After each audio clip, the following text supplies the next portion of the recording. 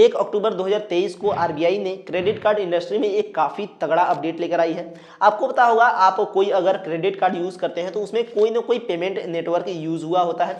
जैसे कि मेरे पास ये एचडीएफसी का money back plus credit card है, जिसमें कि यहाँ पे देख सकते हैं रुपे लिखा हुआ है, यानी कि इस क्रेडिट कार्ड में रुपे पेमेंट नेटवर्क का यूज़ किया हुआ है। उसी तरह से ये एसबीआई का सिंपली क्लिक क्रेडिट कार्ड है, जिसमें कि यहाँ पे मास्टर कार्ड का लोगो लगा है, यानी कि ये credit card master card payment system को यूज़ करती है। इंडिया में 5 पेमेंट नेटवर्क काफ़ी पॉपुलर है, जो कि बैंक्स अपने क्रेडिट कार्ड को लॉन्च करने टाइम यूज़ करती हैं। पहला है वीज़ा, दूसरा है मास्टर कार्ड, तीसरा है रुपे, चौथा है अमेरिकन एक्सप्रेस और पांचवा है डाइनर्स क्लब। आरबीआई का 1 अक्टूबर 2023 का नया अपडेट ये है कि अब आप किसी भी पेमेंट नेटवर्क को एक्सचेंज कर सकते हैं, पोर्ट कर सकते हैं। एग्जाम्पल के तौर पे समझ सकते हैं, जैसे आप जियो का सिम पोर्ट कराते हैं एयरटेल में, एयरटेल का सिम पोर्ट कराते हैं वोडाफोन में, इसी तरह से अब पेमेंट नेटवर्क को भी पोर्ट कर सकते हैं। जैसे कि मान लीजिए मेरे पास ये एचडीएफसी बैंक का money back plus RuPay card है।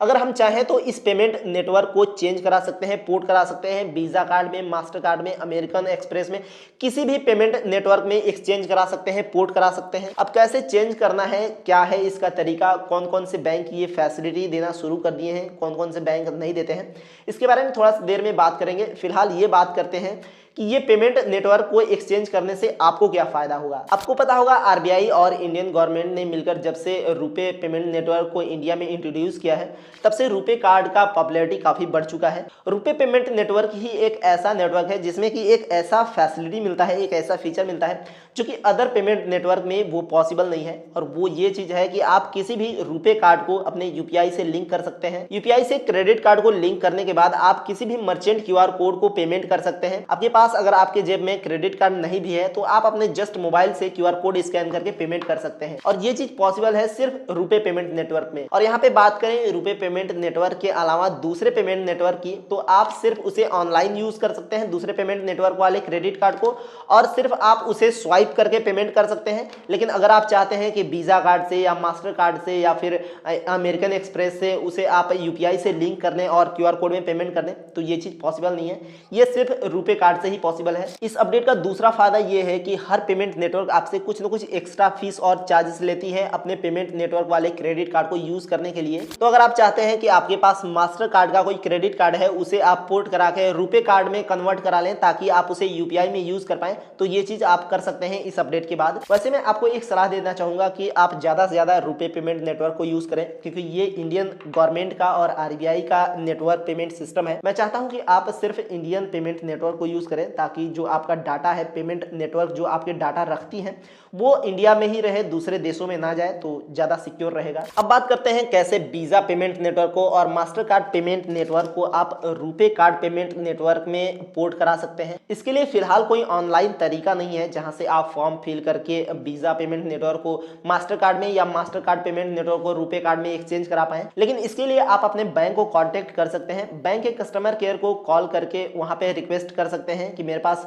वीजा पेमेंट नेटवर्क का क्रेडिट कार्ड है, उसे मैं चाहता हूं रुपे कार्ड में कन्वर्ट कराने के लिए, पोर्ट कराने के लिए, तो वो काफी इजीली कर देंगे। मेरे पास एसबीआई और एचडीएफसी बैंक, दोनों बैंकों के यहाँ पे दो क्रेडिट कार्ड है।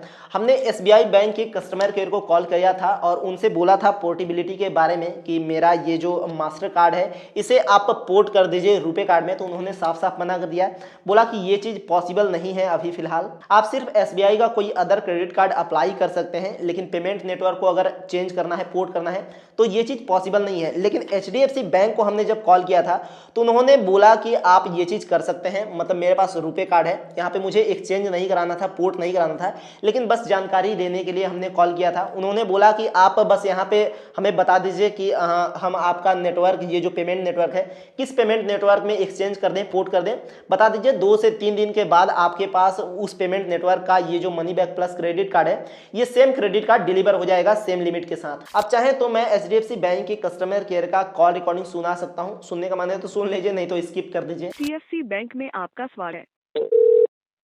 बैंकिंग सेवाओं में आपका स्वागत है। विशाल जी। जी, ये कह रहे हैं सर ना कि मेरे पास आपका वो जो रुपे नेटवर्क कार्ड है, ये मनी बैक प्लस का रुपे कार्ड है, उसको मैं मास्टर कार्ड में एक्सचेंज करना चाहता हूँ, तो क्या ये पॉसिबल है क्या? जैसा कि मैं चेक कर पा रहे हैं, आप पे ऑफर आ रहा है, आप कन्वर्ट करवा सकते हैं। आप कैसे कन्वर्ट करा सकते हैं? जी, हम यहाँ से रिक्वेस्ट रेज कर देंगे, 2 से 3 दिन में आपको कार्ड शो हो जाएगा। तो मतलब मैं रुपए से वीजा नेटवर्क में कार्ड शिफ्ट कर सकता हूँ, मेरे को लिमिट सेम मिलेगा या बढ़ के घट के मिलेगा, किस तरह मिलेगा? नहीं नहीं, लिमिट लिमिट तो आपको यही मिलेगी। खाली आप कन्वर्ट करवा सकते हैं, अगर कन्वर्ट करवाना चाहें आप तो। ओके। और मनी बैक का ही कार्ड मिलेगा ना, दूसरा कार्ड नहीं मिल जाएगा ना? नहीं नहीं, मनी बैक का ही मिलेगा, वो वीज़ा होगा, रुपए कार्ड है आपका, हाँ वो हाँ। वीज़ा कार्ड मिलेगा आपको।